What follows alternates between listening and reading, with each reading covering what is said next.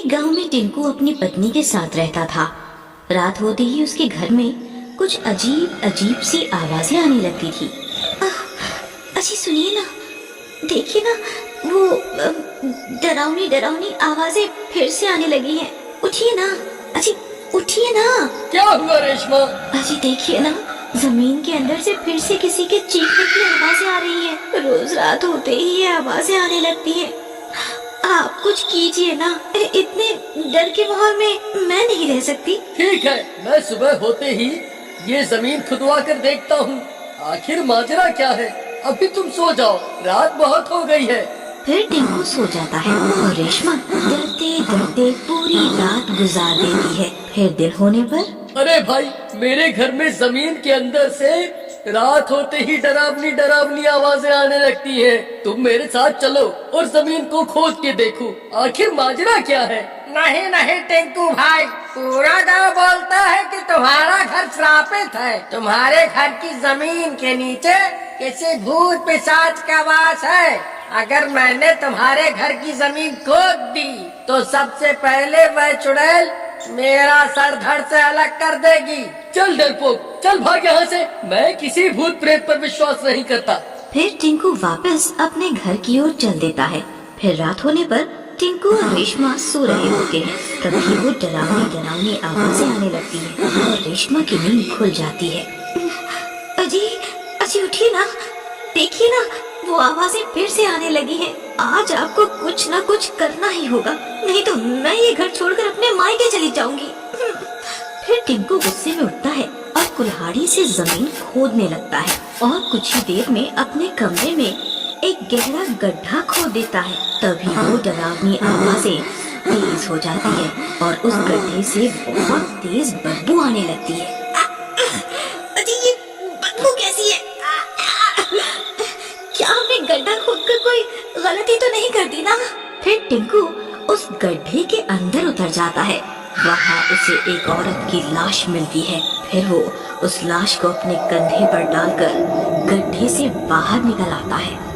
अजी ये किसकी लाश है और ये हमारे घर के नीचे कैसे आ गई? पता नहीं भगवान, ये लाश कहाँ से आ गई?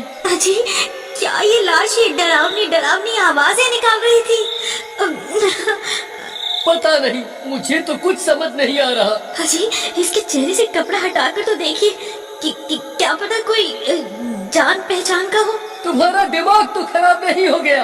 अगर कोई चुड़ैल निकली तो? मैंने आपसे बड़ा डरपोक अपनी जिंदगी में नहीं देखा जो एक लाश से भी डर रहा है। फिर रेशमा उस लाश के चेहरे से कपड़ा हटा देती है और उसकी आंखें फटी की फटी रह जाती है। वो एक चुड़ैल होती है। अरे मर गई रे। अजी ये तो कोई चुड़ैल की लाश है। कहीं हमने इसे बाहर निकाल कर कोई गलती तो नहीं कर दी? मुझे बहुत डर लग रहा है जी, कहीं ये जाग न जाए। फिर टिंकू उस लाश को उठाकर वापस गड्ढे में फेंक देता है। भगवान, हमें अब और यहाँ नहीं रुकना चाहिए। चलो जल्दी यहाँ से निकलते हैं। अरे भागो रे, अपनी जान बचाकर भागो रे। फिर जैसे ही टिंकू भागने लगता है वो लाश टिंकू की टांग पकड़ लेती है। अरे मर गया रे। अरे प्रीतम, मेरे लिए रुको, इस कमबख्त ने मेरी टांग पकड़ ली है। अब मैं क्या करूं? अरे चुड़ैल जी, मुझे छोड़ दो। आप ये घर ले लो, हम दोनों ये घर छोड़कर चले जाएंगे। आज से आप ही इस घर की मालकिन है, बस मुझे छोड़ दो। अरे मर गया रे।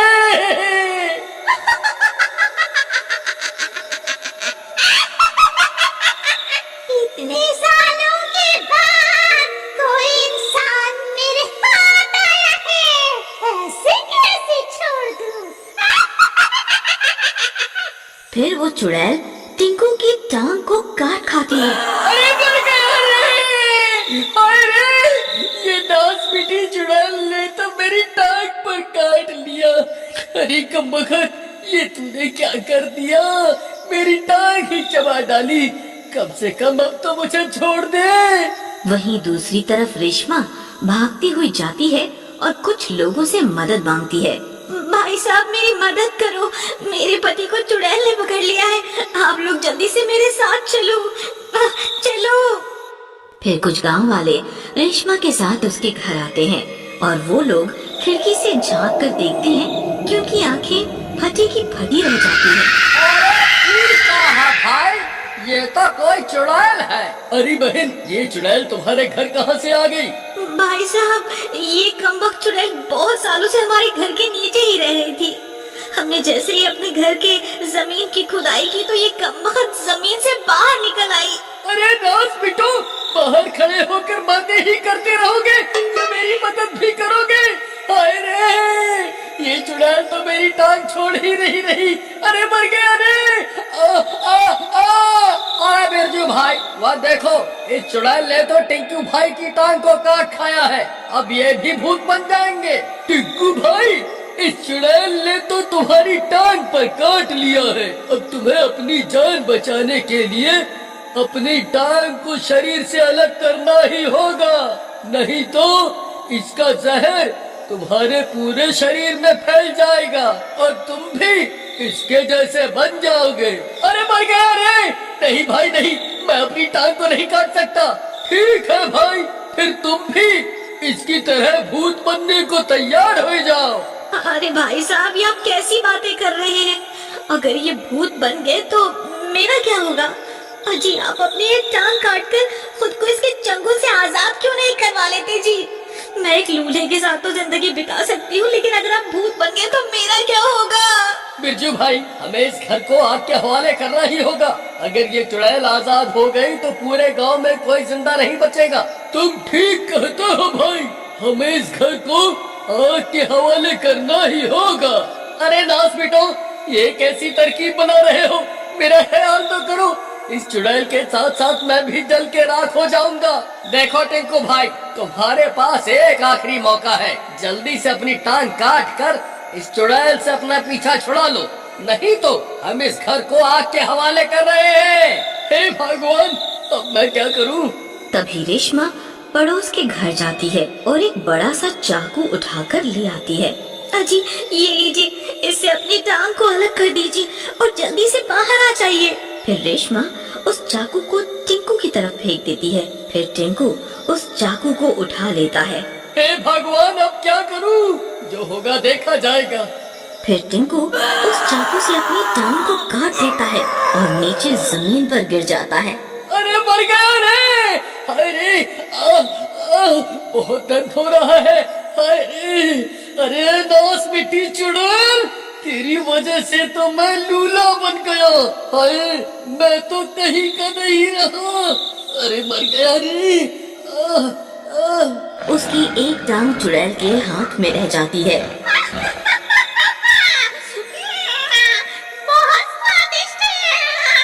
आज तो मजा ही आ गया। टिंकू भाई, जल्दी से इस घर से बाहर निकलो।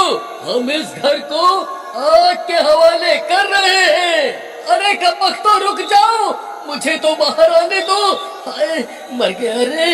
हाय, फिर टिंकू जैसे तैसे लंगड़ाता हुआ घर से बाहर निकल जाता है। उसके बाहर निकलते ही गांव वाले घर को आग के हवाले कर देते हैं।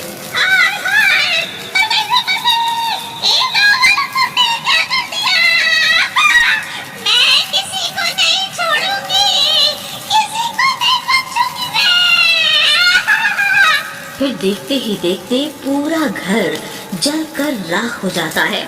फिर कुछ देर इंतजार करने के बाद गांव वाले घर का जला हुआ सामान हटाकर उस चुड़ैल की लाश की तलाश करने लगते हैं, लेकिन उन्हें वहाँ किसी की कोई लाश नहीं मिलती। बस जमीन में एक गहरा गड्ढा मिलता है। अरे भाई, ये तो वही गड्ढा है जो मैंने खोदा था, लेकिन उस चुड़ैल की लाश कहाँ गई? भाई मुझे लागत है वह चुड़ैल वापस इसी गड्ढे में घुस गई है। चलो हम इस गड्ढे को बंद कर देते हैं। फिर वो लोग घर के जले हुए सामान से गड्ढे को